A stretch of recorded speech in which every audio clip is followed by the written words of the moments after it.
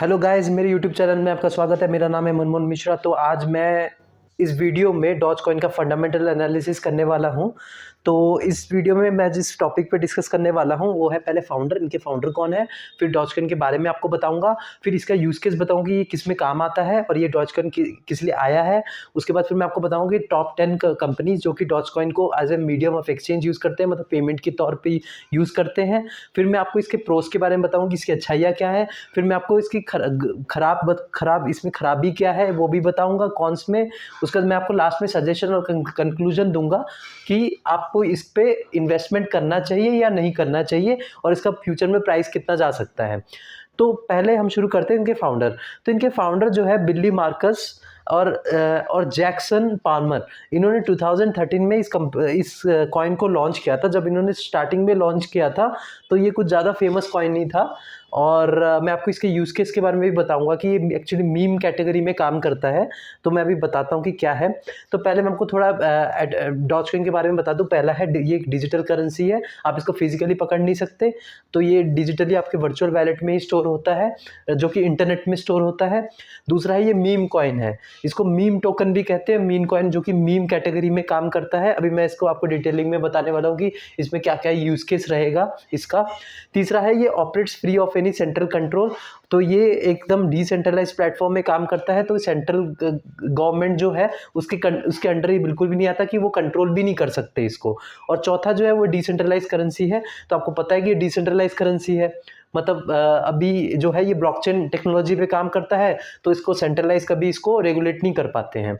अब पांचवा जो है वर्चुअल करेंसी है, और ये वर्चुअल वैलेट में इसको स्टोर करा जाता है।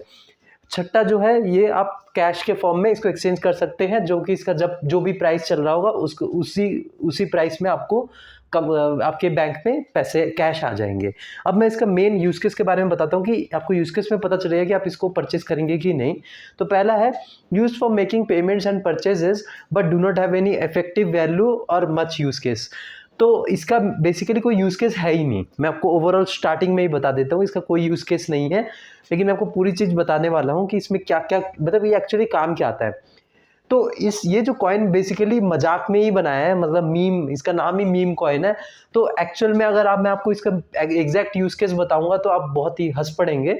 तो इसका मेन यूज केस एक्चुअली बनाया है कि आप जैसे देख रहे होंगे, जैसे इंटरनेट का ज़माना आया है, मतलब जैसे फेसबुक आया है, यूट्यूब आया है या कुछ भी आया है। तो उनका कहना है, जो इनके जो फाउंडर का कहना है कि जो अभी आप देखते हैं, रिसेंटली आपने देखा होगा कि कई सारे मीम्स, आपको हर जगह मीम्स मिलेंगे। मतलब कोई जोक्स बना दिया, किसी ने कुछ कार्टून का जोक्स बना के उसमें कुछ जोड़ जाड़ के कुछ भी बना दिया। तो वो क्या कहते हैं कि फ्यूचर में इसकी जॉब भी होगी। तो इसकी जो जॉब होगी और उसका जो पेमेंट करेंगे, उनको जो पेमेंट करेंगे वो इससे होगा, डॉज कॉइन से होगा। मतलब आप सोच रहे हैं कि मतलब इसका यूज केस कुछ ज़्यादा खास नहीं सुन लग रहा है।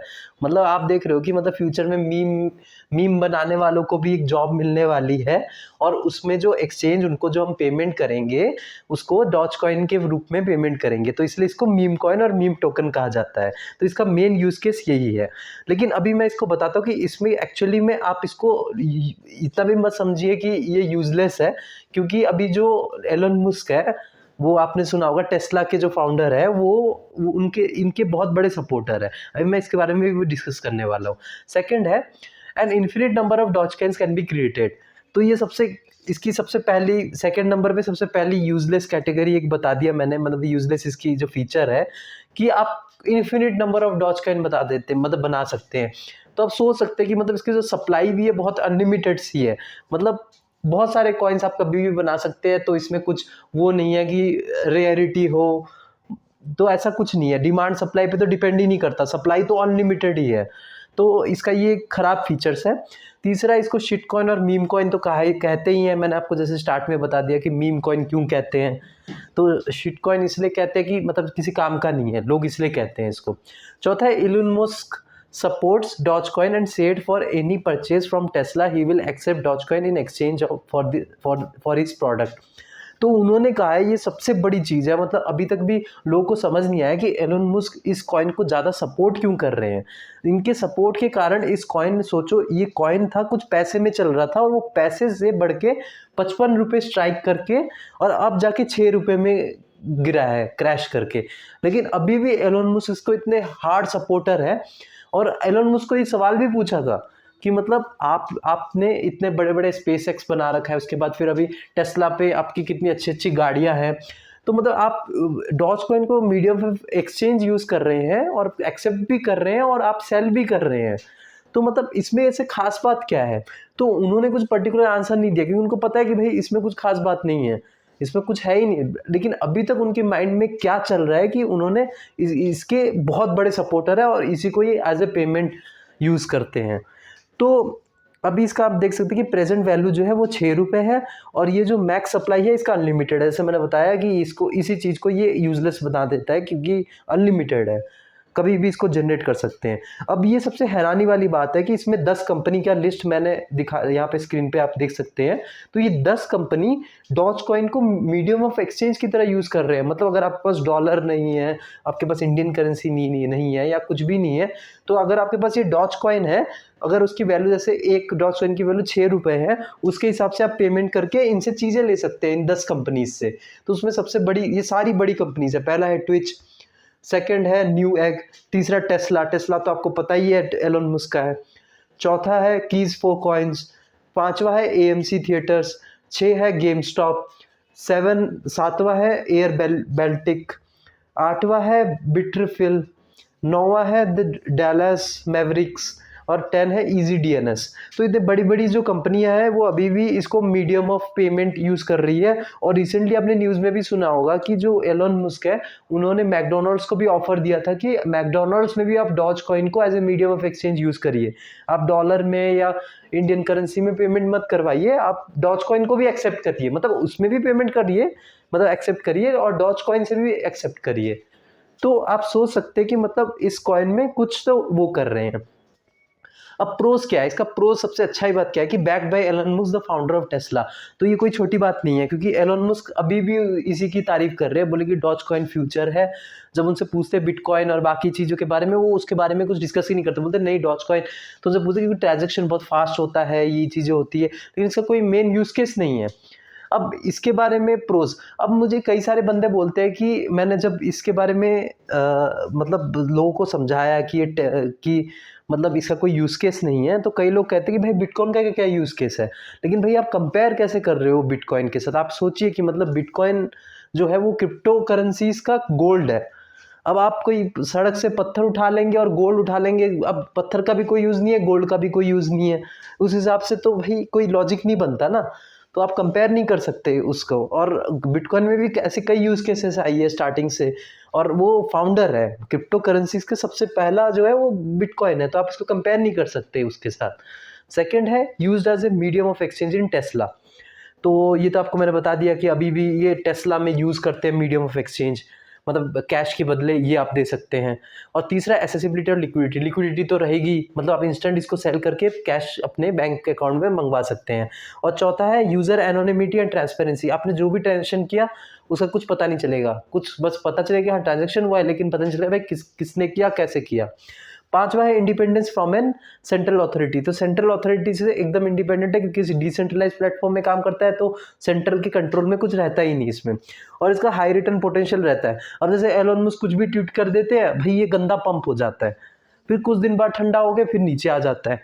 तो मतलब इसमें रिटर्निंग पोटेंशियल बहुत तगड़ा है, रिटर्न पोटेंशियल बहुत तगड़ा है। अभी आज कल ही अगर फिर से एलोन मस्क ने अगर ट्वीट कर दिया ना, या फिर उन्होंने फोर्स करके, अब आप देखते कितने पैसे वाले एलन मस्क, अब कि उन्होंने फोर्स कर दिया, भाई मैकडोनल्ड्स को ही खरीद लिया या किसी को खरीद के और डायरेक्ट ही बोल दिया कि भाई तू आज से इसको यूज कर as a medium of exchange Dogecoin को, तो इंस्टेंट देखना डॉज कॉइन बहुत तगड़ा पंप हो जाएगा। क्योंकि भाई कोई बड़ी कंपनी जैसे स्टारबक्स हो गया या मैकडोनल्ड्स हो गया, अगर ये भी एक्सेप्ट करने लग जाए तो भाई ऑटोमेटिक पंप होगा न्यूज़ से ही।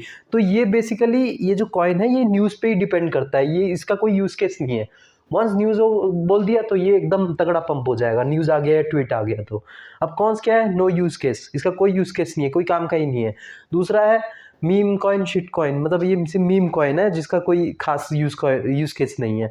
तीसरा है वॉलेटिलिटी, अब इसका वॉलेटाइल तो है ही, आप देख सकते हैं कि ऊपर नीचे कितनी तगड़ा हुआ, एक ट्वीट से ही ऊपर नीचे हो जाता है। अब चौथा है नो गवर्नमेंट रेगुलेशंस, इसका कोई गवर्नमेंट का कोई इसके अंडर कंट्रोल नहीं है, तो अगर आप कोई डॉजकॉइन लूज़ भी करते हैं तो वो गवर्नमेंट का रिस्क ही नहीं है, मतलब गवर्नमेंट सुनेगा ही नहीं। 5वां जो है इरिवर्सिबल है ही, अगर किसी को आपने डॉजकॉइन सेंड कर दिए तो गए। अब आप गवर्नमेंट को बोलेंगे तो बोले भाई ये तो रेगुलेशन नहीं है, ये रेगुलेट नहीं हो रखा है इंडिया में, हम क्या करें, हम तो कुछ कर ही नहीं सकते, तो वो गया। अब छठा जो है वो है लिमिटेड यूज़। इसका लिमिटेड यूज़ अभी है ही, आप देखते हैं कि मैक्सिमम लोग अभी तक मीडियम ऑफ एक्सचेंज यूज़ ही नहीं कर रहे हैं, मतलब अभी सिर्फ आपको मैंने जो बोला ये 10 कंपनीज ही यूज़ कर रहे हैं इसको पेमेंट के लिए, तो लिमिटेड यूज़ है ही, क्योंकि अभी तक कई लोगों को पता ही नहीं कि क्या आएगा, किस लिए आएगा, और एग्जैक्ट में इसका कोई काम नहीं है। अब जैसे एग्जांपल आप देख सकते हैं शिबा इनू को पता है कि भाई वो मीम कॉइन में चलो हाँ पंप हो रहा है इसके कारण, लेकिन वो लॉन्ग टाइम सर्वाइव नहीं कर सकता, तो उसने अभी रिसेंटली मेटावर्स में अपने प्रोजेक्ट को फैलाया है, मतलब अभी जो उन्होंने वाइट पेपर में बोला है कि मतलब मेटावर्स में भी वो काम करेंगे, तो इससे कोई यूज केस आएगा तो डेफिनेटली थोड़ा बहुत या आगे फ्यूचर में पंप कर सकता है, लेकिन अभी जो है वो टोटली न्यूज़ पे डिपेंड करता है और एकदम फेक पंप होगा अगर होगा तो, क्योंकि इसका कोई यूज केस नहीं है। 7वां है क्रिमिनल एक्टिविटी। अब क्रिमिनल एक्टिविटी तो आपको पता है कि मतलब क्यों है, क्या है क्रिमिनल एक्टिविटी, मतलब ये लोग डॉजकॉइन से भी अपना वेपन की डीलिंग, ड्रग डीलिंग कर सकते हैं और ट्रांजेक्शन कुछ पता नहीं चलेगा, तो सारा क्रिमिनल एक्टिविटी होता ही है। अब मैं आपको सजेशन एंड कंक्लूजन दूंगा, तो सजेशन एंड कंक्लूजन में बोलूँगा कि अगर आप सिर्फ 100 रुपये इन्वेस्टमेंट करते हैं ना क्रिप्टो में, तो आप डॉजकॉइन में वो 100 रुपये से 5 रुपये या 10 रुपये ही इन्वेस्टमेंट कर सकते हैं डॉजकॉइन में, और वो भी एंट्री तब लीजिए जब नीचे गया हो, क्योंकि ये बहुत ही रिस्की कॉइन है, ये बहुत ज़्यादा, इसका कोई यूज़ केस नहीं है और इसका कोई फंडामेंटल भी नहीं है, और सिर्फ ये न्यूज़ पे चलता है। एक एलोन मस्क ने ट्वीट कर दिया तो पंप हो जाएगा, वरना डंप हो जाएगा। तो ये आप रख सकते हैं पोर्टफोलियो में, लेकिन इस पे पूरा मत, अपना सारा पैसा इसमें मत लगा दीजिए, क्योंकि ये बहुत ही रिस्की है। ये क्योंकि इसका कोई फंडामेंटल ही नहीं है, कोई यूज़ केस ही नहीं है। जब यूज़ केस नहीं है, फंडामेंटल नहीं है, तो बहुत रिस्क इसका बढ़ जाता है। तो आगे ये आपका डिसीजन है, आपका पैसा है। तो मैं ओवरऑल इसका प्राइस प्रेडिक्शन अगर करूं तो ये 50-60 रुपये तक फिर से जा सकता है अगर एलोन मस्क इस पे ट्वीट करे, और वो भी इतनी श्योरिटी में नहीं बता सकता, वो डिपेंड करता है। अब एलोन मस्क पैसे वाले हैं, अगर फ्यूचर में कई सारी कंपनीज खरीद लेते हैं, और बड़ी बड़ी कंपनी जैसे अभी इन्होंने ट्विटर को ही खरीद लिया और बोल रहे कि ट्विटर में मैं डॉजकॉइन को एक्सेप्ट करूंगा, तो वैसे ही अगर इन्होंने फेसबुक को खरीद लिया या कोई बड़ी मैकडोनल्ड्स को खरीद लिया, वहाँ पे भी यूज़ होने लग गया, तो ये डेफिनेटली पंप होगा। तो ये पंप होगा, लेकिन इसका ध्यान रखिए कि इसका कोई यूज़ केस नहीं है, अभी तक कुछ इसका काम नहीं है, सिर्फ ट्रांजैक्शन के लिए यूज़ कर रहे हैं, कोई इसकी वैल्यू नहीं है अभी के लिए। तो मेरे चैनल को सब्सक्राइब करना मत भूलिएगा, और ये मेरा इंस्टा चैनल है, इसको फॉलो ज़रूर कर दीजिएगा। Thank you.